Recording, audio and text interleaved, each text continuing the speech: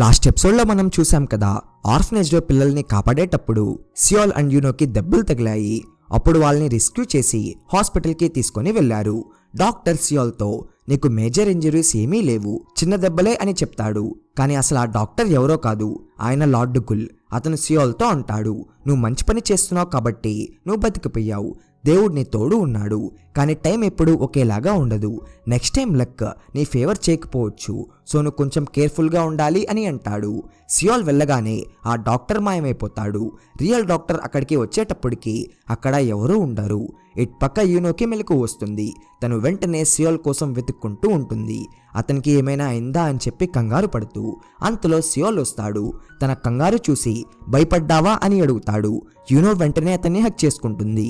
ఎందుకంటే తను సియోల్ని ఎక్కడ కోల్పోతుందేమో అని చెప్పి నిజంగా భయపడింది. తర్వాత నువ్వు బానే ఉన్నావు కదా, నేను లేచేసరికి నా పక్కన ఉండాలి కదా, ఎక్కడికి వెళ్ళావు అని చెప్పి కొడుతుంది. ఇద్దరు సేఫ్ అని తెలుసుకొని కొంచెం రిలాక్స్ అవుతుంది. ఇంటికి వచ్చేటప్పుడు ఇద్దరు సైలెంట్గా ఉంటారు. ఇతనెందుకు ఇంత క్వైట్గా ఉన్నాడని చెప్పి యూనో, తనెందుకు ఏం మాట్లాడలేదు అని చెప్పి సియోల్ ఆలోచిస్తూ ఉంటారు. అప్పుడే యూనో తల మీద ఒక ఆకు పడుతుంది. సియోల్ దాన్ని తీయబోతే కానీ అదే పడిపోతుంది. సియోల్ తన్ని చూస్తూ ఉండిపోతాడు. వెంటనే చేతి వేసి తల మీద ఆకు ఉంటే దాన్ని తీస్తున్నా అని చెప్పి కవర్ చేస్తాడు. యూనో బ్లష్ అవుతుంది. కానీ మళ్ళీ నువ్వు ఎప్పుడు ఇలాగా హ్యాండ్సమ్గా ఉంటావా అని చెప్పి ఆలోచిస్తుంది. అప్పుడే ఎదురుగా ఒక సైకిల్ వస్తుంటే సియోల్ యూనోని లాక్కుంటాడు. దానితో తన హార్ట్ బీట్ ఇంకా ఫాస్ట్ అయిపోతుంది. దాన్ని కవర్ చేసుకోవడానికి తను చాలా అరుస్తుంది.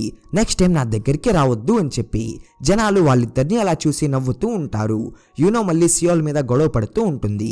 నువ్వు బెగ్గర్ లాగా ఉన్నావు, అందుకే అందరు నవ్వుతున్నారు అని చెప్పి అంటుంది. అప్పుడు సియోల్, సర్లే నువ్వు నేను కొత్త క్లోత్స్ కొనుక్కుందాం, కొనిస్తాపా అని చెప్పి మాటిస్తాడు. యూనో ఏమో ఎక్స్పెన్సివ్ ఫోన్, టీవీ అన్నీ కొనేస్తుంది. బిల్ కంటే ఎక్కువ ఐటెం తీసేసరికి సియోల్ అకౌంట్లో డబ్బులన్నీ అయిపోతాయి. రిటర్న్ పెట్టమంటే యూనో ట్యాగ్ చింపేసి పరిగెస్తూ ఉంటుంది. ఇటు పక్క సియోక్ ఫ్యాన్ మీట్ లో మిస్టర్ లీ వస్తాడు. యూనో విష్ కార్డ్ తో సియోక్ అతన్ని గుర్తుపడతాడు. సియోల్ యాక్సిడెంట్ విట్నెస్ అని చెప్పి ఇంకా సియోక్ కి కోపం వచ్చి మిస్టర్ లీని గట్టిగా పంచి కొడతాడు. ఇంటికి వచ్చాక సియోల్ తన తల పట్టేసుకుంటాడు. డబ్బులన్నీ అయిపోయాయి, ఇప్పుడు ఏం చేద్దామని చెప్పి అప్పుడు యూనో అంటుంది, నీకు గేమ్స్ మాత్రమే వచ్చు, నాకు చాలా స్కిల్స్ ఉన్నాయి, నేను అన్నీ చూసుకుంటా, నువ్వు వరీ కాకు అని చెప్పి అంటుంది. సియోల్ యూనో చేస్తున్న పనులు చూసి ఆ ఆర్ఫనేజ్ ఇన్సిడెంట్ జస్ట్ కోఇన్సిడెన్స్ మాత్రమే, మళ్ళీ ఇలాంటి తప్పు ప్లాన్లు చేయకు అని చెప్పి వార్నింగ్ ఇస్తాడు. కానీ యూనో ఒప్పుకోదు. అది కోఇన్సిడెన్స్ కాదు, అది మన డెస్టినీ. దేవుడు మన తోడు ఉన్నాడు కాబట్టే అంతా మంచి జరుగుతుంది, మనం టెన్షన్ పడాల్సిన అవసరం లేదు అని చెప్పి ఫీల్ అవుతుంది. తర్వాత యూనో అడుగుతుంది, మనం ఎంతమందిని కాపాడాం, ఒక 10 మంది ఉంటారా, ఒకరిని కాపాడితేనే చాలా పుణ్యం వస్తుంది, అలాంటిది మనం చాలా మందిని కాపాడాం, మంచి స్టార్ట్ ఇచ్చాం అంటే ఈరోజు మనకి చాలా స్పిరిచువల్ పవర్ వచ్చి ఉంటుంది. ఆ ఫాక్స్ కి షాక్ తగిలి ఉంటుంది, తనకి ఏదో ఫీల్ అవుతూ ఉంటుంది అని ఎక్సైట్మెంట్ గా చెప్తుంది. అప్పుడే ఆ ఫాక్స్ అక్కడికి సడన్ గా ప్రత్యక్షమవుతుంది. నాకు అలా ఏమీ అనిపించడం లేదు అని అంటుంది. ఇద్దరు ఉలికి పడతారు. యూనో కోపంగా నెక్స్ట్ టైం వచ్చేటప్పుడు నాక్ చేసిరా, ఇలా భయపెట్టకు అని చెప్పి అంటుంది. అప్పుడు ఆ ఫాక్స్ సీరియస్ గా అంతా కరెక్ట్గా జరుగుతుందని చెప్పి నాకేం అనిపించడం లేదు, దేవుడు హెల్ప్ చేస్తున్నాడు అని చెప్పి అనుకోకండి అని తన పవర్ చూపిస్తుంది. అది అసలు కొంచెం కూడా పెరగలేదు. ఇది ఎలా సాధ్యం, పవర్ పెరగాల్సింది కదా అని చెప్పి యూనోకి ఏమీ అర్థం కాదు. ఏదో తేడా జరిగింది అని చెప్పి అనుకుంటుంది. మరోవైపు మిస్టర్ లీని కొట్టినందుకు సియోక్ వాళ్ళ నాన్న సియోక్ని సారీ చెప్పమని చెప్పి ఫోర్స్ చేస్తాడు. లేకపోతే నీ ఇమేజ్ డ్యామేజ్ అవుతుంది అని చెప్పి అంటాడు. కానీ అతనికి కోపం వస్తుంది. వీడి వల్లే నా లైఫ్ మారిపోయింది అని అంటాడు.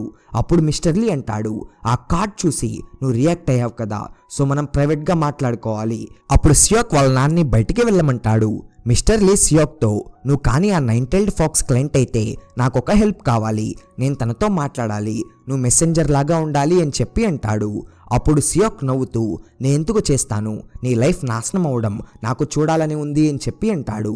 అప్పుడు మిస్టర్ లీ సియోల్ పేరు తీస్తాడు.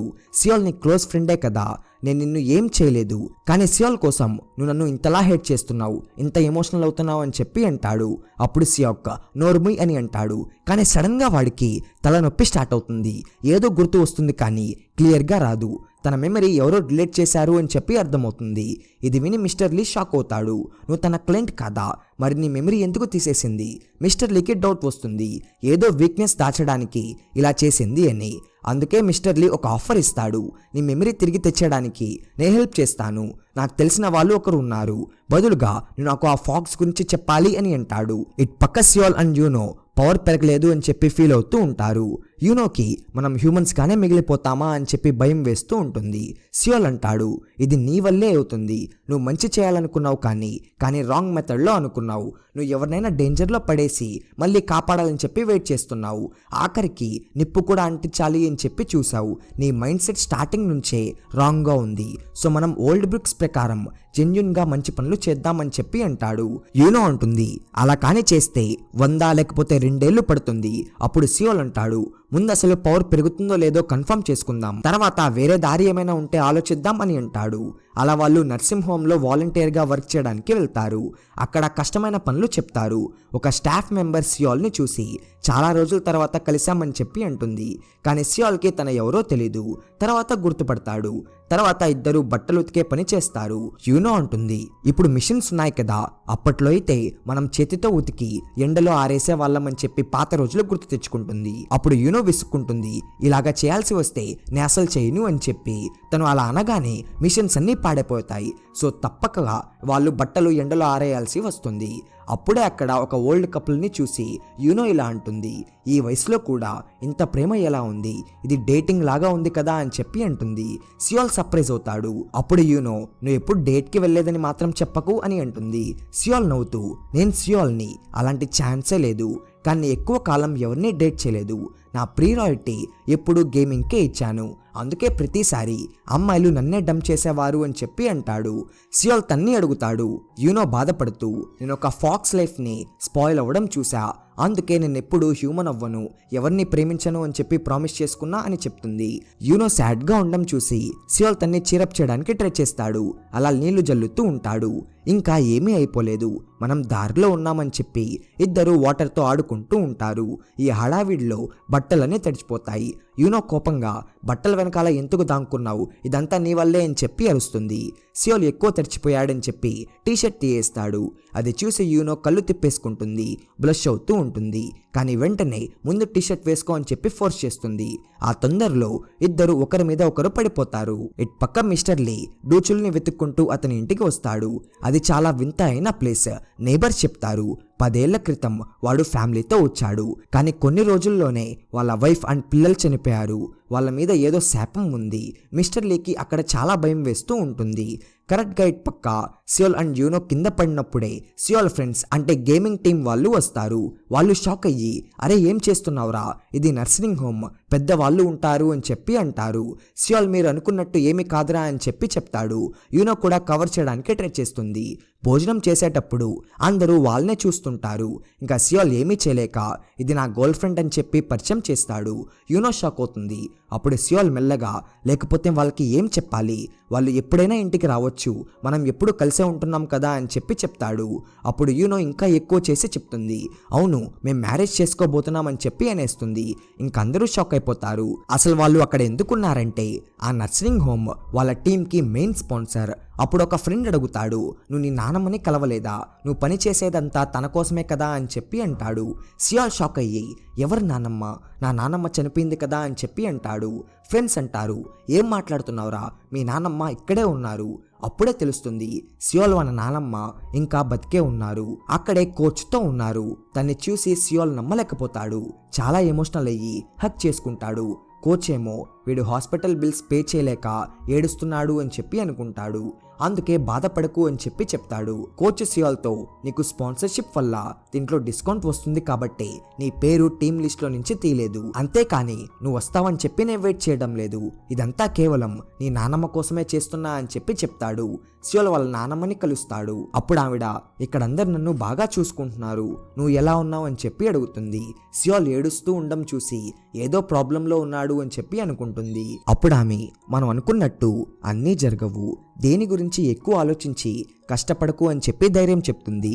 సియోల్ అంటాడు, నా దగ్గర డబ్బులున్నప్పుడు మీరు లేరు, ఇప్పుడు ఉన్నారు కానీ నేను మిమ్మల్ని అబ్రాడ్ ట్రిప్కి తీసుకొని వెళ్ళలేను అని చెప్పి అంటాడు. అప్పుడు నానమ్మ నవ్వుతూ ఏం మాట్లాడుతున్నావురా అని చెప్పి కొన్ని ఫొటోస్ చూపిస్తుంది.